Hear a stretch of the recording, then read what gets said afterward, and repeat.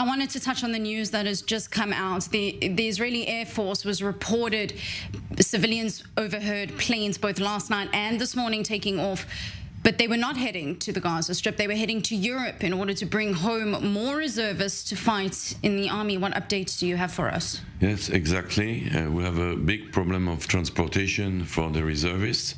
A lot of European airlines have stopped their flights towards Israel so that the reservists cannot arrive. There are simply no flights to come.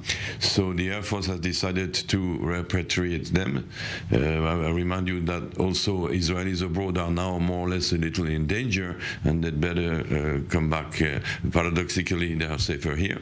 And the army has sent a few, I don't know the exact number, Hercules 3130 model planes. They are huge cargo planes that can contain around up to 100 people towards a few destinations in Europe to bring the reservists back. In the United States, there was even an effort of some Jewish communities to finance flights from the States back to Israel. In Israel itself, there is a problem to go from the north to the south. If you live in Haifa and you're called to serve in Gaza, there is a problem of transportation. Not enough public transportation. Just now, the Ministry of Transportation is trying to repair this mistake. Some buses are provided, yes, again, or trucks by the army, and a lot of people are just giving a lift to reservists who do not have a vehicle. So this is delaying by quite a lot the reservists coming back. You have to remember that when this operation started, when this war started, a lot of Israelis were abroad because of the Sukkot holidays. These holidays, there is no school, and some families, quite a few actually, go. One of the destinations is Disneyland Paris. It's one of the most popular destinations, but it's young couples with children, meaning the father and maybe sometimes the mother are reservists of the IDF.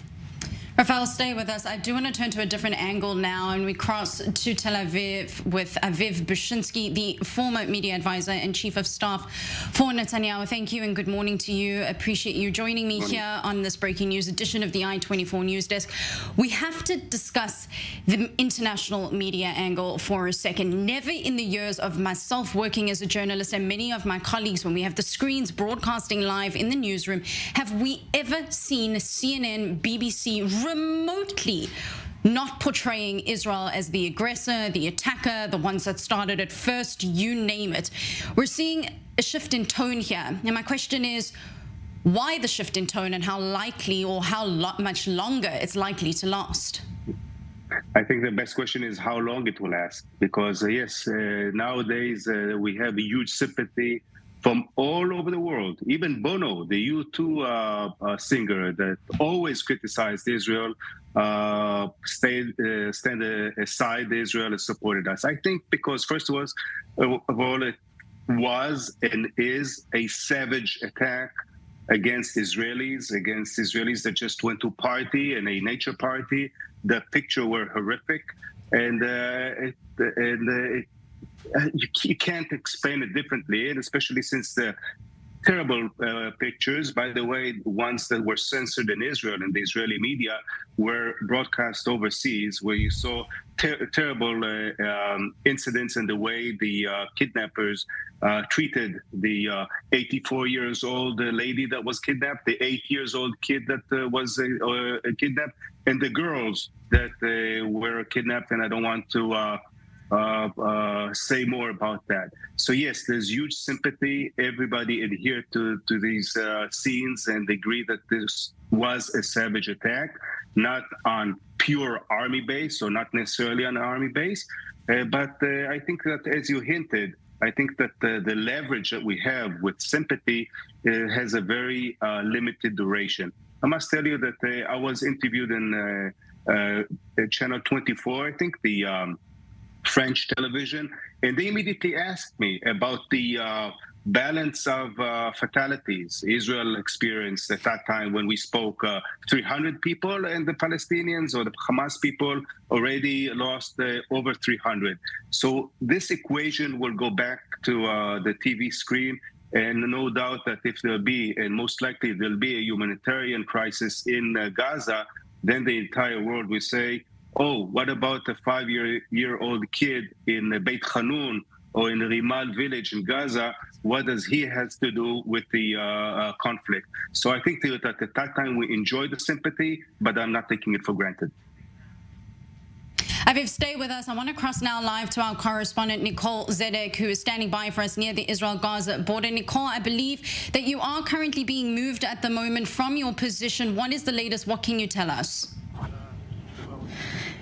Yes, Batia, right now, as we're walking, we were just moved from Israeli forces because we are on the scene of that mass casualty where thousands of festival goers were partying early into the morning hours Saturday, and at least 260 people were killed right now. Now, as we were being told to move, this is a very active scene.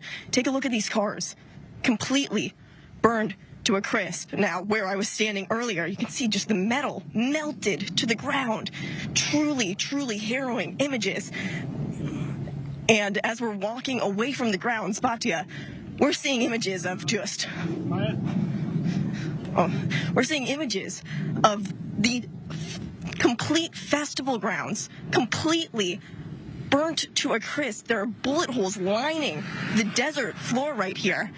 There's camping chairs set up. There are stereos left outside by these cars. You see the life, the party that was happening here before dozens of terrorists started gunning down these festival goers, many of them running through these fields behind me here.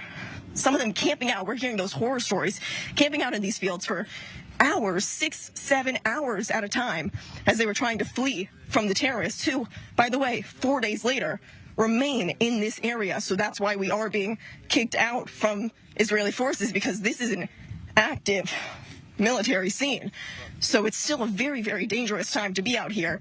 But for still about a football field's away, there are many, many different cars parked away. You still see all of them burnt to a crisp, bullet holes riddling as you're driving up and down the roads here. You continue to see it. It's like people camping. So coolers thrown to the side of the roads, clothes, camping chairs, all of it laying here. So take a look at just the devastation in this field behind me here. All of these cars, doors wide open, showing how people, as quickly as they could, ran from their cars, trying to get out of the area as quickly as possible when suddenly those dozens of Hamas terrorists infiltrated through the border, less than 2 miles away from here, really. So this is one of the largest casualties that we've seen throughout the war so far. At least 260 bodies recovered in this area, 260 people killed right here, many others taken hostage.